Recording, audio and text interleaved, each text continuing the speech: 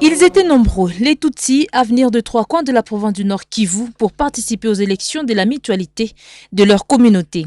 D'abord, les élections territoriales, notamment un secrétaire exécutif et son équipe pour le Massissi, le Nyiragongo et les Rutshuru. Après quoi, ceux-ci ont procédé à leur tour à voter le comité provincial de la mutualité de la communauté Tutsi. Au poste du secrétaire exécutif provincial, David Karambi a énormément emporté sur Kamandi Emmanuel par 19 voix contre 8. Kamanzi Emmanuel Runigi a obtenu 8 voix sur 27. Karambi David a obtenu 19 voix. Rassembler et rendre utile la communauté Tutsi aux autres communautés de la province, telle est désormais la bataille de David Karambi. Vous voyez, notre communauté était désordonnée depuis une dizaine d'années, mais aujourd'hui, nous avons un comité. Nous allons nous organiser de manière à rassembler tous les fils et filles de notre communauté ici au Nord Kivu afin que nous conjuguons les efforts de commun accord et que l'on soit utile à nos frères et sœurs des autres communautés, ce qui constitue un service pour la nation.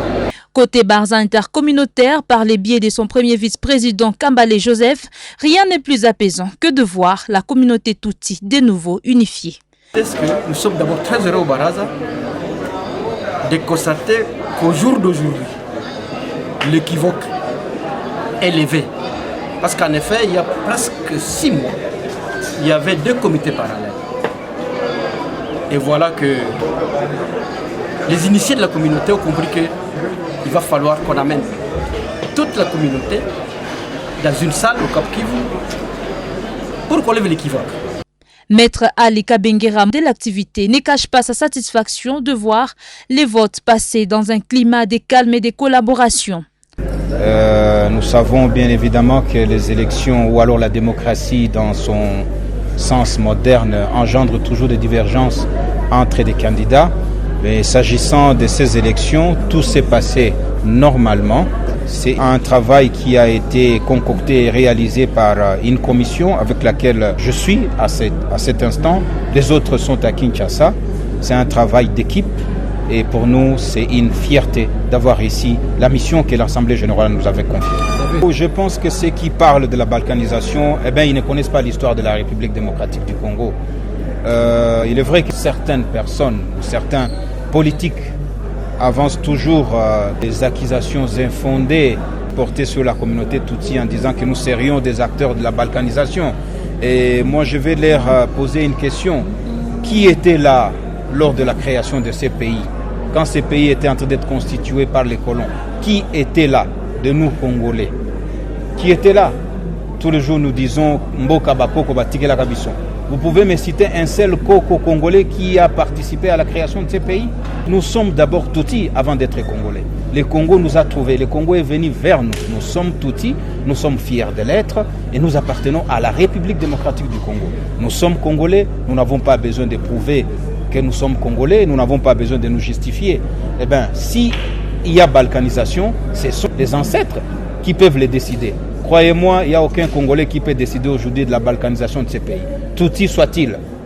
Mais si nos ancêtres, ceux-là qui ont créé ces pays, décident aujourd'hui de balkaniser ces pays, eh bien, vous le connaissez bien, nos ancêtres, c'est les Belges et leurs sociétaires. S'ils se décident aujourd'hui de balkaniser ces pays, je ne vois même pas celui-là qui lèverait sa main. Parce qu'il n'était pas là lorsque ça a été créé. Eh bien, pour nous, c'est juste un faux fuyant. Nous n'avons besoin que d'une seule chose, vivre comme tout le monde, dans la paix, sans être stigmatisés. C'est tout ce que nous voulons. Nous voulons vivre comme toutes les autres communautés. Et nous ne vivons pas mieux que les autres. Le même problème que les autres communautés, nous le partageons. Les routes, l'électricité, le chômage, nous les partageons au même titre. Les Tutsis n'ont pas de privilèges.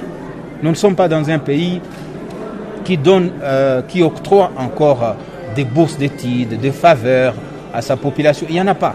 Tout ce que nous avons, nous travaillons d'arrache-pied pour l'avoir. Et donc, nous récusons ces accusations infondées. Et nous conseillons aux gens qui continuent à nous accuser de venir ici. Ils se rendront compte qu'ici c'est chez nous.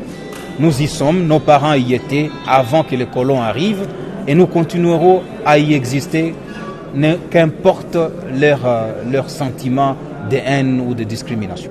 Une occasion comme celle-là offerte par le numéro 1 de la République, c'est-à-dire le président de la République, chef de l'État, ne saurait échapper à la communauté Tutsi. Vous savez que nous avons plusieurs problèmes qui nous guettent et en particulier nos frères qui errent à travers le monde comme réfugiés au Rwanda, en Ouganda, au Burundi, aux États-Unis, en Europe.